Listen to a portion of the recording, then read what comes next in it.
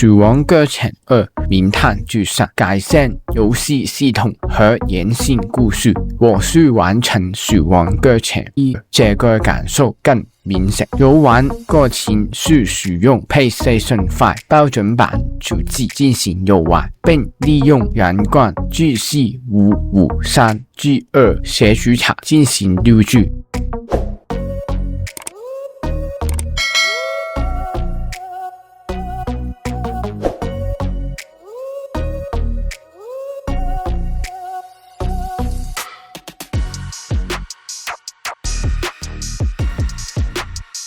游戏总共有17章，故事承接死亡搁浅1。在实质上，因为 UCA 总统玩人的指示，3部要稍微不求应少路，在稍微过程中从仁川取出，并离开开尔马路的覆盖，在 UCA 南部过着隐居的生活。菲若杰来到他家，告诉他自己成立了一家名为 Drawbridge 的新公司，该公司已与 UCA 穿越复杂在海尔探检到墨西哥。菲若杰要求3部穿越美墨边境，启动 Bridges 公司留在墨西哥的海尔网络中断，就像他对美国做的那样。3部同意的条件是他和小鹿都必须获得 UCA 的赦免。游戏从这里开始，在死亡搁浅1的说故事模式在本作当中都拥有，但是在推进过程中不比较单调，因为在搁浅中加入战斗，在本作也会增加一条故事线，这条线在追溯的时候不会太过匆忙。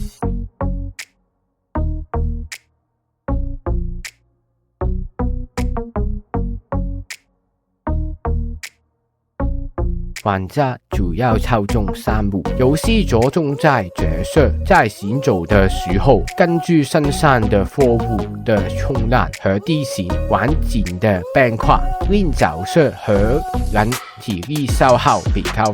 快或保持平衡，如果不然的话，角色便会摔倒。在死亡搁浅1会有2种敌人需要面对，分别是 BT 和喵尔女人。这2种敌人进行冲突，已经进入战斗阶段。在本作会增加第3种敌人幽灵机甲。BT 是在时间与影响的地区，当时会出现影视者，当被影视者拖走时会出现捕手，在3部周围会出现交友，捕手复杂令3部失去平衡，如果成功的话会离开这个地区，这个事情便会结束，如果失败便会被拖入与捕手型 BT 的对抗当中，如果胜利，整个地区便会恢复正常，在过程中战败，整个地区便会虚爆。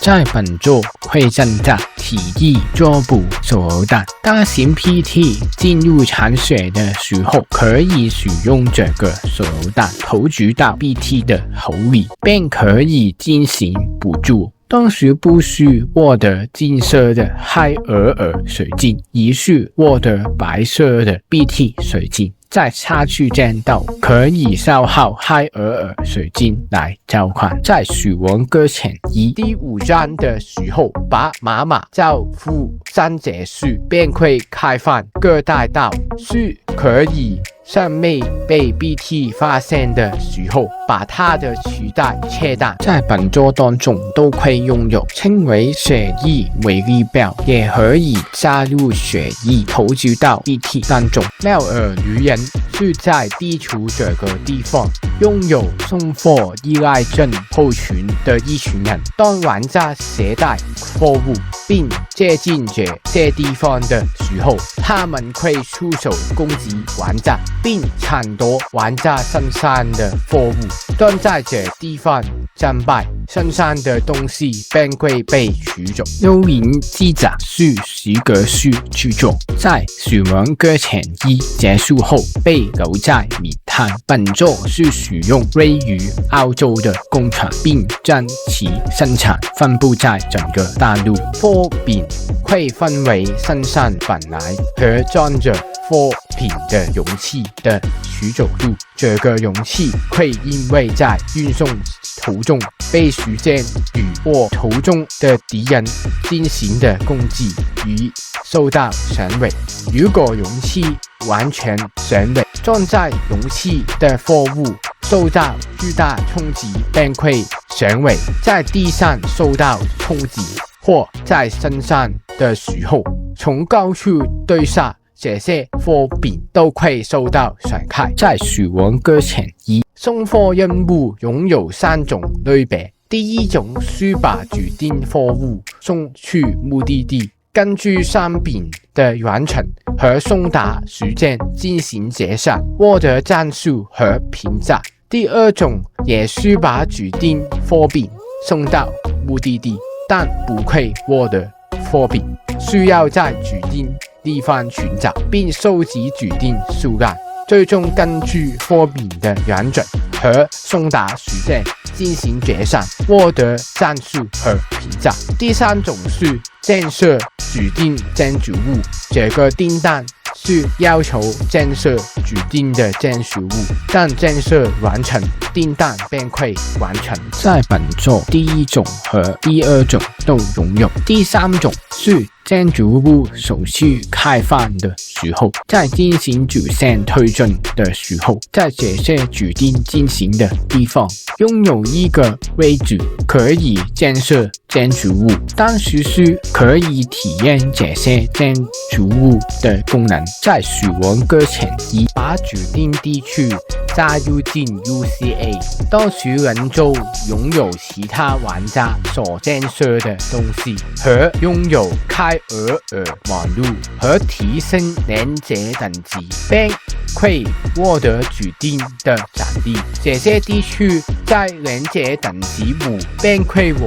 得放进35的服装里做总结。在本作只是到达提升连接等级并会获得指定的奖励，并不会这些地区在连接等级5便会获得放进35的服装里做总结。在第3章的时候便会开放 DHB 麦哲伦号，功能和传送处一样，但连接开尔网路就可以停泊在这些有连接开尔网路的地方。在本作当睡觉的时候便可以在早上和晚上转换。